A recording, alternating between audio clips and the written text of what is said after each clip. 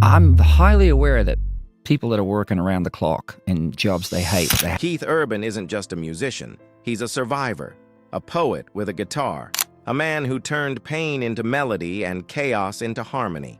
From the ashes of a burned childhood home to the dazzling lights of Nashville's grandest stages, his journey is a symphony of struggle, love, and rebirth.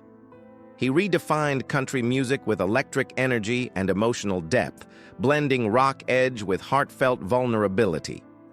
But behind the Grammys, fame, and Hollywood glamour lies a story far more human, one of loss, addiction, recovery, and redemption. This is the untold story of a man who found peace not in applause, but in love, forgiveness, and the quiet strength of survival.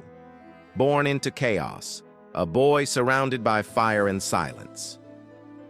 Keith Lionel Urban was born on October 26, 1967 in Whangarei, New Zealand. His childhood was marked by instability and constant change. When he was just 2, his family relocated to Caboolture, Queensland, Australia, seeking a better life, but tragedy struck early. At 9, Keith watched as his family's home burned to the ground, leaving them with nothing but the clothes on their backs. Yet the fire outside was nothing compared to the turmoil inside. His father, Robert Bob Urban, was a loving man when sober, but alcohol turned him unpredictable and cruel. Keith's earliest lessons in music came from this same father, a man who taught him to play guitar but never once said, "I love you." Music became his refuge, his safe space in a house where words were weapons. With every chord he played, Keith built an escape from the pain he couldn't voice. Music as a lifeline, finding hope in sound. After the fire, Keith's father placed a small sign in his shop window seeking a guitar teacher for his son. That single act of love led Keith to Sue McCarthy, who became his first mentor and lifelong influence. By age 4, he was strumming a ukulele. By 6, he was wielding a guitar like armor. Music wasn't just a hobby, it was salvation. He played in local festivals, joined small bands, and started performing at the Tamworth Country Music Festival. Even as a child, Keith's talent stunned crowds, earning him early awards and local fame. But the applause couldn't erase the loneliness he felt at home. "Music saved me," he once admitted. "It gave me somewhere to go when home didn't feel like home." The stage became his sanctuary, a place where the frightened boy inside him could finally breathe, speak, and belong, if only for a song's length. From pubs to persistence, the struggle to be seen. By his teenage years, Keith was performing nightly in smoky pubs across Queensland, guided by his parents, who drove him from one gig to the next. Those early performances were gritty and unglamorous, yet each one built his endurance. He wasn't chasing stardom, he was chasing survival. Inspired by icons like Mark Knopfler and Lindsey Buckingham, Keith crafted a sound that defied easy labels, a mix of country heart and rock electricity. In 1990, he released his self-titled debut album in Australia under EMI, but it barely made a ripple. Still, he refused to quit. 2 years later, he left everything behind and moved to Nashville, Tennessee, the city of dreams and broken ones alike. With no safety net, no connections, and barely any money, he started from scratch. Rejection after rejection came, but he never surrendered. Music wasn't a career for Keith Urban. It was oxygen. Nashville Nights: Rejection, Resilience, and Breakthrough. In Nashville, Keith's journey was anything but easy. He played backup guitar for other artists, wrote songs for others, and formed a band called The Ranch, which showed promise but failed commercially. The American dream felt distant, but he kept grinding. "Maybe I'm not meant to do this," he once thought, but deep down, quitting was never an option.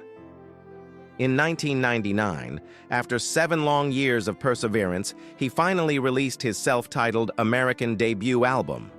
The single, "But for the Grace of God," shot to #1, marking his first true breakthrough. For the boy who once lost everything in a fire, the moment was more than success. It was resurrection. Keith Urban had finally arrived, not as an overnight star, but as a man who had paid for every inch of triumph with blood, sweat, and scars. The meteoric rise, a new sound for country music. The new millennium belonged to Keith Urban. His 2002 hit Somebody Like You dominated the Billboard Hot Country Songs chart and was later named the biggest country hit of the decade. His blend of rock intensity and country storytelling redefined the genre, attracting fans far beyond Nashville. Albums like Golden Road and Be Here turned him into a global superstar. He won 4 Grammys, 15 Academy of Country Music Awards, and 13 CMA Awards. Yet beneath the fame, he battled self-doubt and exhaustion. The crowds cheered, but Keith often felt hollow.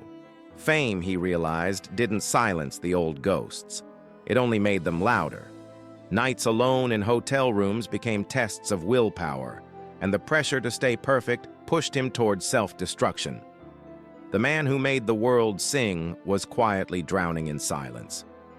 Love and Intervention, Nicole Kidman's Saving Grace. In January 2005, Keith met actress Nicole Kidman at a Hollywood gala. She saw beyond the charm and fame, she saw the wounded man beneath. Their connection was instant, yet profound.